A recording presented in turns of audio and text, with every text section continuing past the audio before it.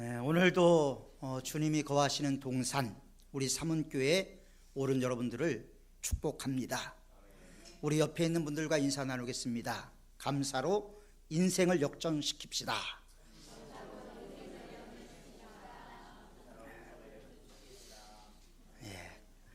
감사로 인생을 역전시킬 수가 있습니다. 우리 잠시 눈을 감고 한번 생각하는 시간을 가져보기를 원합니다. 요즘 혹시 누구 때문에 또 어떤 일 때문에 속상하고 기분 나쁜, 그래서 마음의 불평이 일어나는 일이 있었는지 하나하나 한번 생각해 보시기를 바랍니다.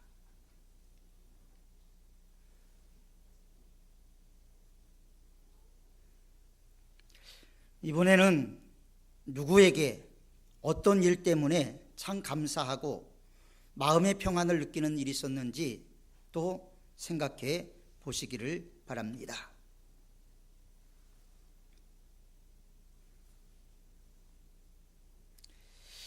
자, 이제 눈을 뜨시고 이제 한번 생각해 본 것을 정리해 봅시다. 감사하는 일이 더 많습니까? 불평하는 일이 더 많이 떠오릅니까? 감사의 조건이 더 많다라면 그것은 은혜의 삶을 살아가고 있는 것일 것이고, 내 마음속에 감사보다 불평이 더 많다면 내 마음속에는 하나님의 은혜에 점점 메말라가고 있다는 것을 느끼게 되는 것입니다. 우리 안에는 똑같은 감정을 갖고도 어떻게 해석하느냐, 해석에 따라서 좋은 결과를 만들기도 하고 나쁜 결과를 만들기도 합니다. 여러분들의 마음의 정서에는 불평의 색깔이 더 진하게 나옵니까? 감사의 색깔이 더 진하게 나오고 있습니까? 어떤 사람이 감사촌이라는 마을에 살고 있고 또 어떤 사람은 불평촌이라는 마을에 살고 있었습니다. 불평촌에 사는 사람들은 늘 불평만이 있었습니다. 원망만이 그들에게 있었습니다. 무슨 일을 하든지 불평하고 무슨 일을 하든지 화를 내었습니다. 좋은 일이 있어도 나쁠 것이 다시 오지 않을까 예상을 해서 불평과 원망하는 일을 자기의 삶으로 삼았습니다. 그러나 감사촌에는 어떠한 일이 있든지 그것을 감사함으로 받아들이고 있었습니다. 고생을 해도 감사하고, 시련을 받아도 감사하고, 봄에는 꽃이 피어서 감사하고, 여름에는 잎이 무성해서 감사하고, 가을에는 추수할 것과 열매들이 있어서 감사하고, 겨울에는 모든 낙엽이 지지만 뿌리가 남아 있어서 다시 소망을 가질 수 있는 것에 대해서 감사했다라는 것입니다. 감사라는 것은 우리의 마음의 정서이죠. 어떤 분은 수필에서 겨울을 성난 시어머니다 이렇게 표현한 수필가가 있었습니다. 낙엽이 다 지고 바람이 불고 그 앙상한 가지들이 바람에 흔들리는 모습을 보면서 성난 시어머니의 모습으로 봤던 여러 수필가의 그런 모습과, 또 낙엽이 다 졌지만 그 가운데서도 생명을 잃지 않고 다른 생명을 꿈꿀 수 있는 것에 대해서 감사하는 것, 이것은 분명히 다른 것입니다. 불평촌에 살던 사람이 감사촌에 놀러 왔습니다. 그리고 신선한 충격을 받았어요. 왜냐하면 자기가 사는 마을에는 늘 불평과 원망이 있었는데 여기에 보니까 늘 감사만이 넘치는 거예요. 그래서 오랜 생을 거기서 지내다 보니까 감사를 배우게 되었습니다. 충분히 감사를 배웠다고 생각하고 자기가 살던 불평촌으로 돌아왔습니다. 돌아왔더니 사람들이 또다시 원망을 하는 거예요. 불평한 소리를 하는 것입니다. 그랬더니 이 감사촌에 가서 감사 훈련을 받고 돌아온 사람이 그렇게 이야기를 했답니다. 감사촌에 가서 얻어먹은 것도 없이 괜히 감사만 하고 왔네. 에이! 그리고 또다시 불평을 하더라는 것입니다. 우리 조선 역사 500년 가운데서 가장 무능한 왕을 꼽으라면 선조라는 임금을 꼽을 것입니다. 선조, 그러면 우리는 붕당 정치와 또 임진왜란이라는 것을 기억하고 있지요. 임진왜란이 발발하자 선조는 이제 여차하면 명나라로 도망가기 위해서 의주로 피난길에 오르게 됩니다. 그동안에 왕궁에서는 산의 진미를 먹었는데 피난길에 먹을 것이 없었어요. 먹을 것이 없는데 어느 날 음식을 갖고 왔는데 묵이라는 음식이 나왔답니다. 근데 그렇게 맛있더랍니다, 그게. 그래서 그것을 먹고 이거 너무 맛있는데 묵이라는 말이 지금 그러니까 이거를 은호로 바꿔라. 그래서 은호라는 이름이 생기게 됐는데 이제 임진왜란이 다 끝나고 왕궁으로 돌아와서 옛날에 먹었던 그 은어가 생각이 나서 다시 그 은어 요리를 해오도록 명령을 내렸답니다. 그런데 먹어보니까 맛이 없는 거예요. 피난길에서 먹을 것이 없을 땐 그렇게 맛있었던 이 은어가, 묵이 너무나 맛이 없자 선조가 그렇게 얘기를 했답니다. 말짱 도루묵이다. 그래서 도루묵이라는 말이 거기서 유래가 되었다고 합니다. 우리가 감사할 조건을 찾으면 감사할 수 있습니다. 불평할 조건을 찾으면 불평할 수 있습니다. 어느 목사님이 교인들이 너무나 힘들게 하고 어렵게 한다고 불평을 하자 한 개척교회 목사님이 그렇게 얘기를 했대요. 나는 불평하는 교인이라도 있었으면 좋겠다. 여러분, 우리가 감사할 수 있는 조건을 찾아내서 감사할 수 있는 사람이 될 때 그것이 진정한 감사인 줄 믿습니다. 배가 부를 때는 맛없는 음식이었지만 배고프자 맛있는 음식이 되었죠. 마음의 생각이 그 모든 것을 결정하게 된 것입니다. 이게 사람의 감정이요 정서라고 이야기를 합니다. 그래서 사도 바울은 우리에게 감사하라, 그냥 감사하지 말고 범사에 감사라고 우리에게 요구하고 있죠. 범사에 감사할 것을 왜 요구하느냐? 그것은 그리스도 예수 안에서 우리를 향한 하나님의 뜻이라는 거예요. 여러분, 하나님의 뜻이 무엇인지 바울은 분명히 얘기하고 있습니다. 범사에 감사하라. 그런데 우리가 범사에 감사하지 않는다. 그건 뭐예요? 하나님의 말씀을 역행하며 살아가고 있다는 것이죠. 하나님의 말씀을 알면서도 하나님의 말씀대로 살아가지 않는다면 그거 역시도 성령을 해방하는 죄가 될 수도 있는 것입니다. 그래서 우리의 생각이 바뀌어야 되는 거예요. 우리의 마음이 바뀌어야 되는 거예요. 심령으로 새롭게 되어 변화를 받고 새 사람을 입는 것이 우리의 끊임없는 목표요 훈련이 되어야 하는 것입니다.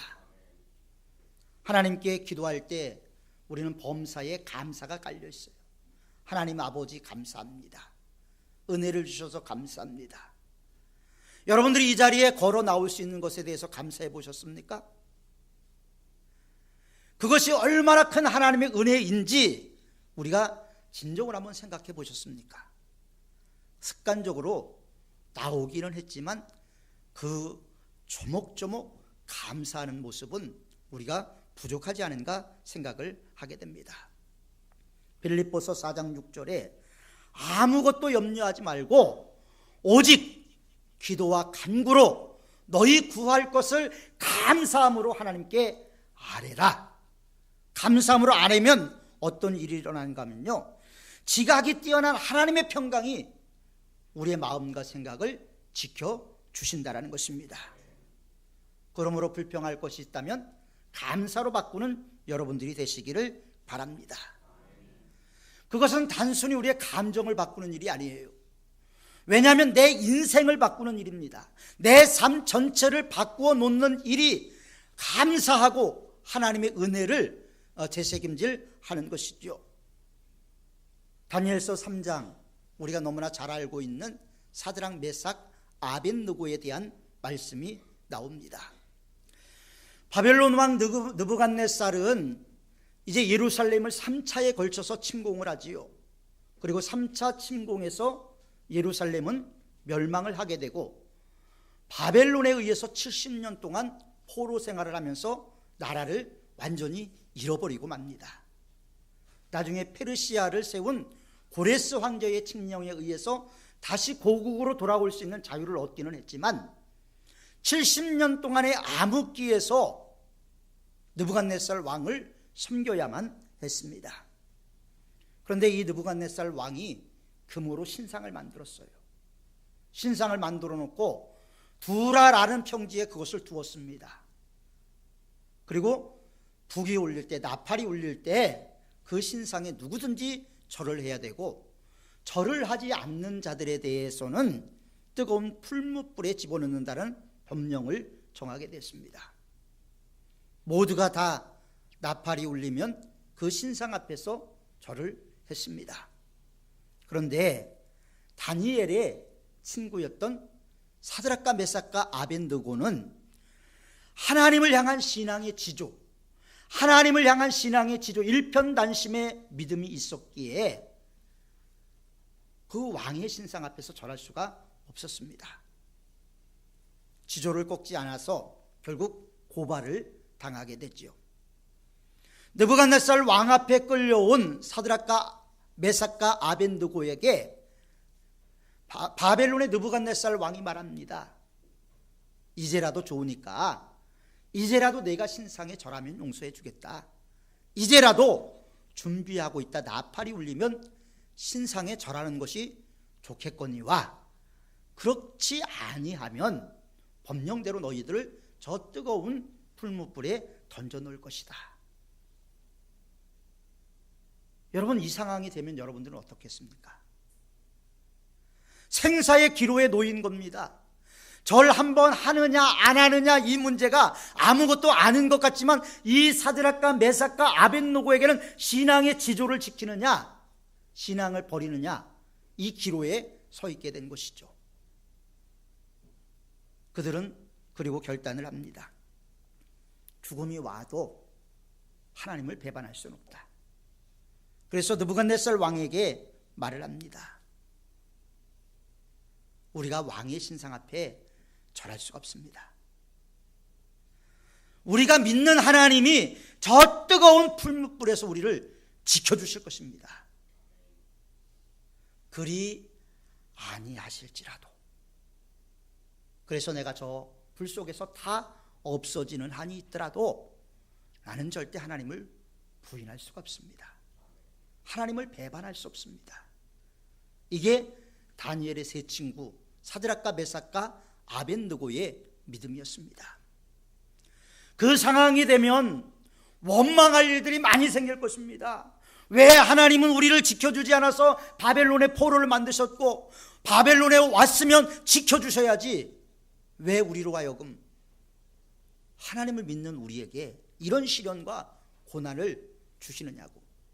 하나님 당신이 살아계시다면 저 느부갓네살 왕의 위에 불이 떨어져서 타 죽게 하시든지 우리를 구원해 줘야 되는 거 아닙니까? 원망할 일들이 분명히 있지 않겠습니까?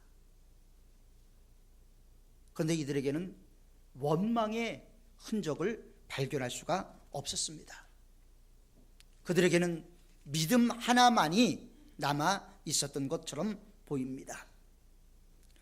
원망이란 걸 찾아볼 수 없는 그들의 믿음을 우리는 귀하게 여기죠. 우리는 귀한 것을 왜 귀하게 여깁니까?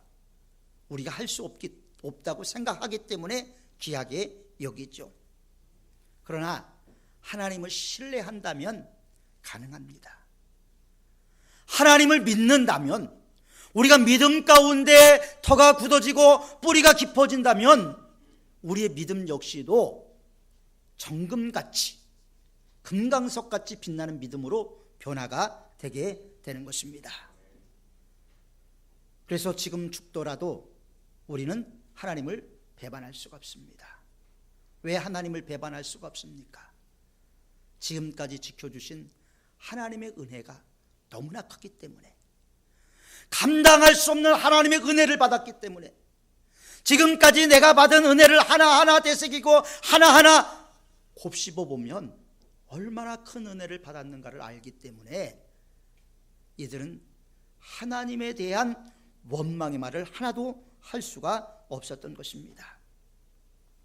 이들은 하나님을 믿는 믿음으로 인생 전체를 역전시켰습니다. 믿음의 결과가 이들의 삶을 역전시켰습니다. 죽음에서 생명으로 바꾸게 됩니다. 왕은 세 사람의 말을 평소보다 말을 듣고 평소보다 7배나 뜨거운 풀무불을 만들고 그곳에 가두라고 했습니다. 오히려 이들을 끌고 가는 사람들이 그 불에 타 죽었는데 나중에 보니까 그 불에서 죽지도 않는 거예요. 오히려 3사람이 들어갔는데 보니까 4사람이 있더라는 거예요. 근데 그 중에 하나는 신의 아들의 형상이다. 어느 성서학자의 말을 빌리면 구약에 나온 예수 그리스도다, 이렇게 이야기를 하기도 합니다. 신의 아들 같은 그 모습을 보면서 느부갓네살 왕이 입이 얼마나 쩍 벌어졌겠습니까? 생각해 보세요.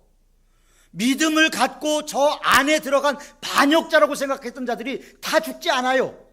오히려 3사람이 들어갔는데 4사람이 있는 거예요. 그 중에 하나는 신의 아들의 형상 같았다. 얼마나 놀랐겠습니까? 이렇게 되자 이제 느부갓네살 왕이 급해졌어요.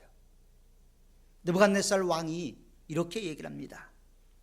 지극히 높은 하나님의 종 사드락 메삭 아벳느고야, 나와서 이리로 오라. 지금 느부갓네살 왕, 바벨론의 왕입니다. 바벨론은 하나님을 믿는 나라가 아니에요. 마르둑이라는 신을 믿었고 벨이라는 신을 믿었던 나라가 바로 이 바벨론이었습니다. 그러니까 느부갓네살 왕도 그 신을 믿었던 사람이죠. 그런데 느부갓네살 왕의 입에서 나온 말이 뭡니까? 지극히 높으신 하나님의 종. 세상 사람들에게 하나님의 영광을 드러나타내는 그리스도인의 참다운 모습을 우리는 이 다니엘의 3친구를 통해서도 볼 수가 있습니다. 그리고 느부갓네살 왕은 오히려 이 3사람을 모함했던 사람을 그 풀무불에 던져버리고 이 3사람을 더 높은 자리에 앉게 만들죠. 고난이 없이 그 자리에 올라간 것 아니라는 겁니다. 예수 그리스도를 믿는 믿음, 예수 그리스도 앞에 충직한 삶, 하나님을 향한 변함없는 일편단심의 믿음이 결국 사드락 메삭 아벳느고를 왕이 높일 수 있도록 만들어 주신 거죠. 믿음의 결과가 이런 것입니다. 여러분은 불평과 감사의 뿌리가 다르다고 생각하겠죠. 저는 하나라고 생각이 됩니다. 그런데 우리의 마음에 어떤 물을 주느냐에 따라서 달라지는 거예요. 어느 마을에 냉탕과 온탕이 동시에 흐르는 온천이 있었답니다. 그러니까 여행객들이 그것을 보면서 참 이 동네 사람들은 복 받았다. 뜨거운 물에다 빨래를 하고 찬물에 물을 헹구니까 얼마나 좋겠나. 복 받은 마을이라고 이렇게 이야기를 하면서 부러워했답니다. 그랬더니 여행을 안내하는 가이드가 이렇게 얘기하더라고요. 이 동네 사람들은 그렇게 얘기하지 않습니다. 아니, 이렇게 복 받고도 그런 얘기를 안 해요? 이 동네 사람들은 냉탕과 온탕은 같이 있지만 비누를 주지 않은 것에 대해서 불평하고 있습니다. 없는 것을 놓고 불평하기 시작하면 한도 없이 불평할 수 있지만 있는 것을 갖고 감사하기 시작하면 끝없는 감사가 우리 안에 넘치게 될 줄 믿습니다. 찰스 스펄전 목사님은 침례교 목사님인데요. 이분의 설교라든가 이분의 사상은 거의 칼빈에 입각한 칼비니즘, 장로교적인 사고를 갖고 있었던 목사님이에요. 이분이 이런 유명한 말을 남겼습니다. 촛불을 주신 하나님께 감사하면 별빛을 주시고, 별빛을 주신 하나님께 감사하면 달빛을 주시고, 달빛을 주신 하나님께 감사하면 햇볕을 주시고, 햇볕을 주신 하나님께 감사하면 우리에게 해보다 더 밝은 천국을 주십니다. 불행할 때 감사하면 불행이 끝나고 형통할 때 감사하면 형통이 지속이 됩니다. 이런 말을 했어요. 의미가 있는 말이라고 생각이 됩니다. 감사는 불평을 축복으로 만드는 통로가 됩니다. 그러나 불평과 원망은 축복을 저주로 만들 수 있는 지름길이 될 수가 있습니다. 감사와 불평은 내가 만드는 거예요. 내가 만드는 거예요. 우리 교회를 놓고도 좋은 교회를 만들어가는 것은 내가 만드는 겁니다. 우리 교회가 사랑이 넘치는 교회, 은혜가 넘치는 교회, 축복이 넘치는 교회, 성령이 충만한 교회가 되는 것, 내가 만드는 거예요. 목사가 만들어주는 거 아닙니다. 우리 각자가 하나님의 은혜를 받아야 되는 거예요. 그리고 우리는 하나님이 나에게 주신 은혜에 대해서 감사할 수 있어야 돼요. 감사는 표현입니다. 마음속에 혼자 하는 것도 훌륭하지만 아멘 할 일 있으면 아멘 하는 거예요. 시편 150편 지난주일 설교했잖아요. 찬양 예배 때 할렐루야 그 성소에서 하나님을 찬양하며 그 권능의 궁창에서 그를 찬양할지어다. 그의 능하신 행동을 인하여 찬양하며 그의 지극히 광대하심을 쫓아 찬양할지어다. 나팔 소리로 찬양하며 비파와 수금으로 찬양할지어다. 큰 소리나는 재금으로 찬양하며 높은 소리나는 재금으로 찬양할지어다. 호흡이 있는 자마다 여호와를 찬양할지어다.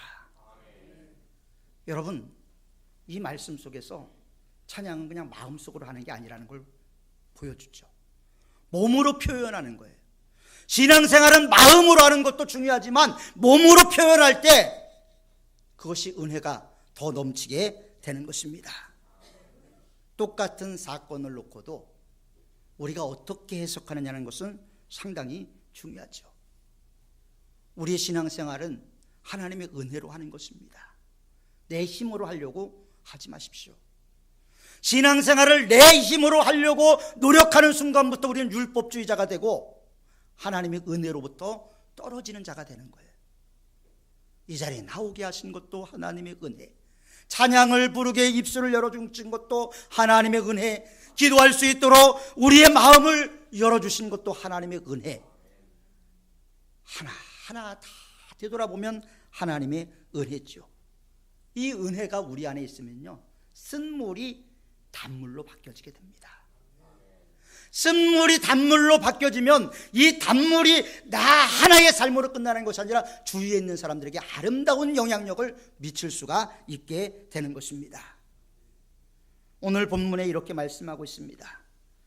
그러므로 너희가 그리스도 예수를 주로 받았으니 그 안에서 행하되 그 안에 뿌리를 박으며 세움을 받아 교훈을 받은 대로 믿음에 굳게 서서 감사함을 넘치게 하라.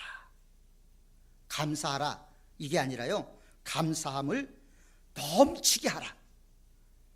넘치는 게 뭡니까? 주여 나에게 주신 은혜가 너무 큽니다. 내 잔이 넘치나이다 고백하는 거죠.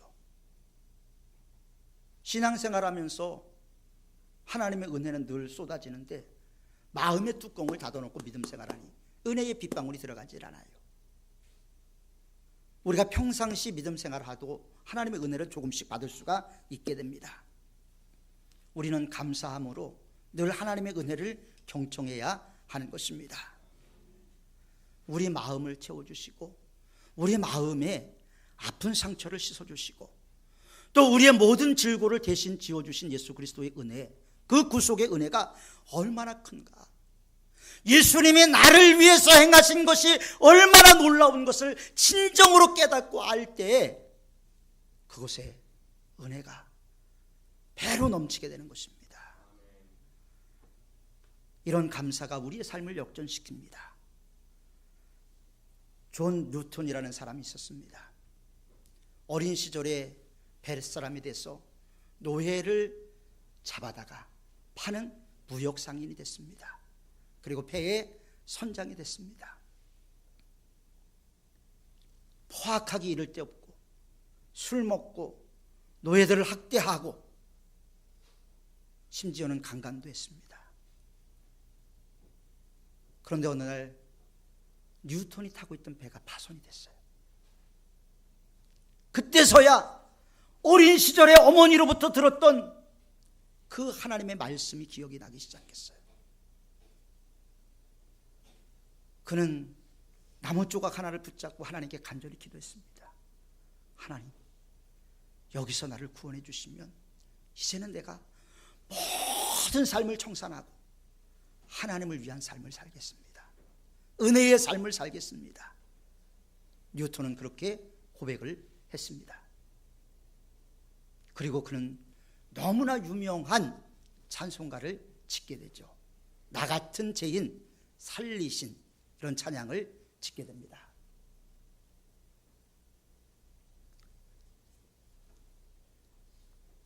그래서 우리는 그 뉴턴의 삶을 보면서 진짜 하나님의 은혜를 우리가 얼마나 크게 받았는가. 우리가 감사할 조건도 많지만 예수 그리스도가 나를 위해서 베풀어 주신 구속의 은혜, 나에게 사망에서 생명으로 옮겨주신 그 은혜, 이 모든 것을 기억하면서 우리가 짧지만 영상을 하나 보도록 하겠습니다.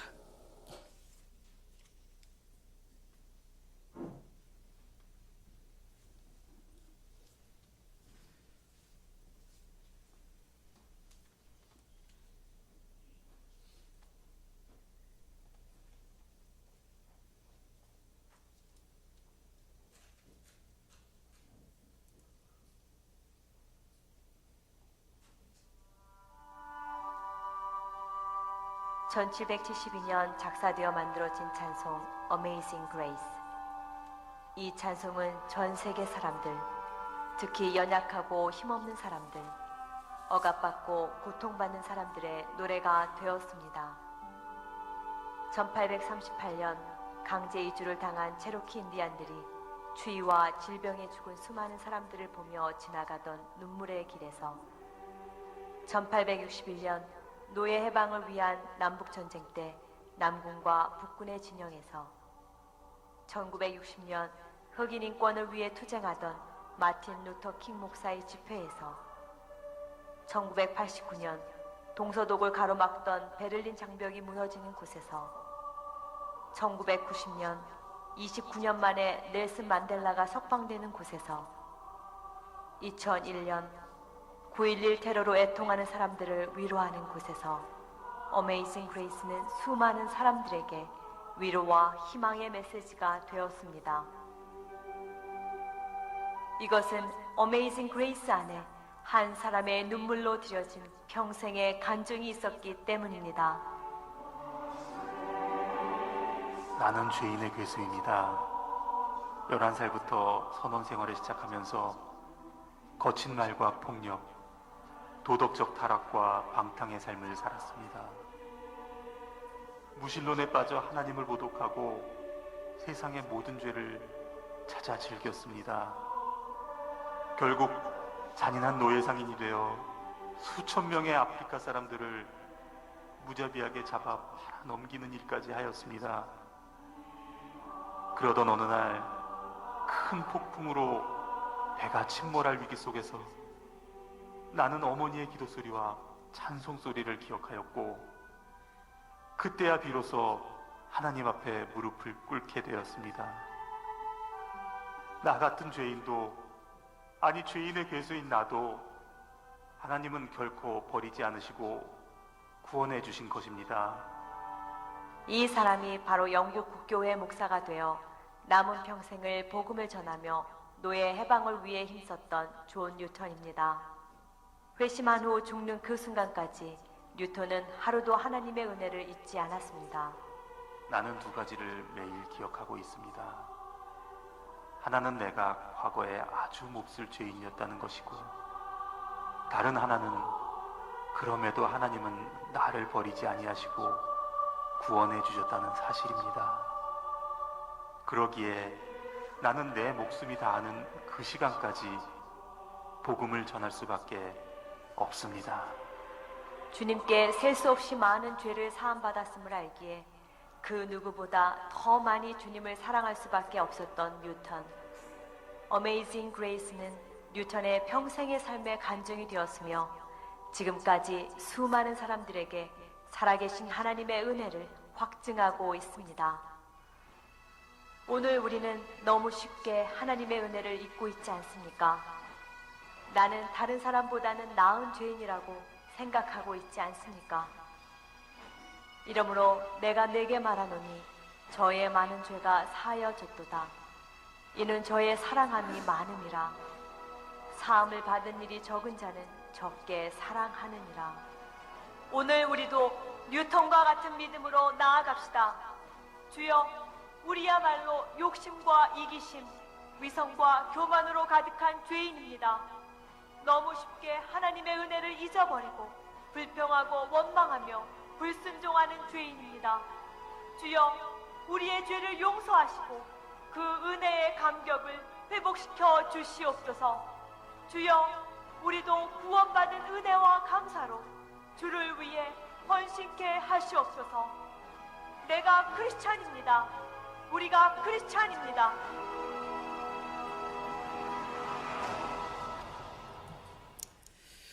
네, 하나님의 은혜가 우리에게 너무나 크죠. 우리 영상도 받고 우리가 감사할 것 찾으면 하나님의 은혜밖에 없습니다. 우리 305장 한번 찬송 함께 하겠습니다. 305장 우리에게 베풀어 주신 은혜를 기억하면서 함께 찬양하겠습니다.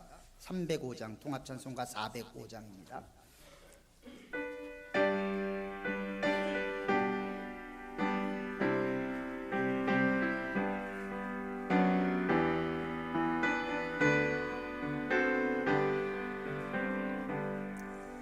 나 같은 죄인 살리신 주 내 놀라워 잃었던 생명 찾았고 감격을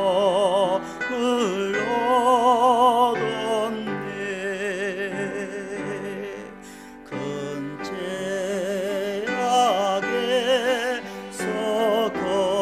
건지신 주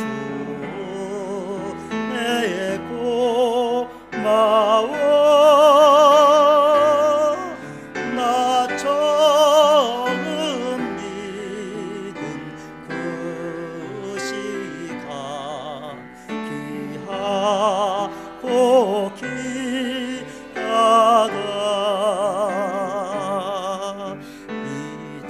이제껏 내가 산 것도 주님 내 은혜라. 또 나를 찾아보냐니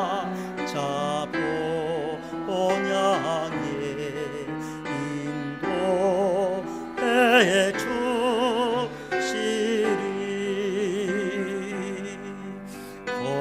거기서 우리 영원히 주님의 은혜로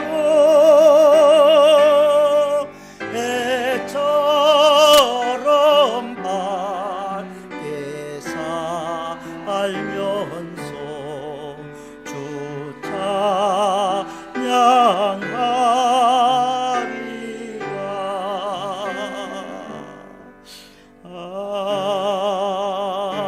아멘. 기도하겠습니다. 하나님, 우리의 삶을 뒤돌아보면 주신 은혜가 너무나 크고 감사하지만 우리가 감사하기보다는 불평하고 원망했습니다. 나를 구원해 주신 그 예수 그리스도의 은혜 하나만 생각해도 우리가 감격하고 기뻐해야 됐겠지만 우리들의 마음속에 감사의 샘, 은혜의 샘이 말라버리고 말았습니다. 하나님, 우리를 불쌍히 여겨주시고 다시 우리 심령 가운데 생수의 강이 흐를 수 있도록 도와주옵소서. 메마른 저희들의 영혼을 적셔 주옵소서. 저희들의 심령이 은혜로 차고 넘치길 원합니다. 저희들의 감사가 넘치길 원합니다.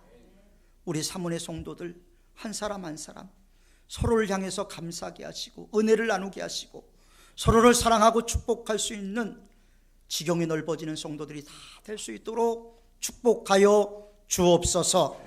예수님의 이름으로 기도하옵나이다. 아멘.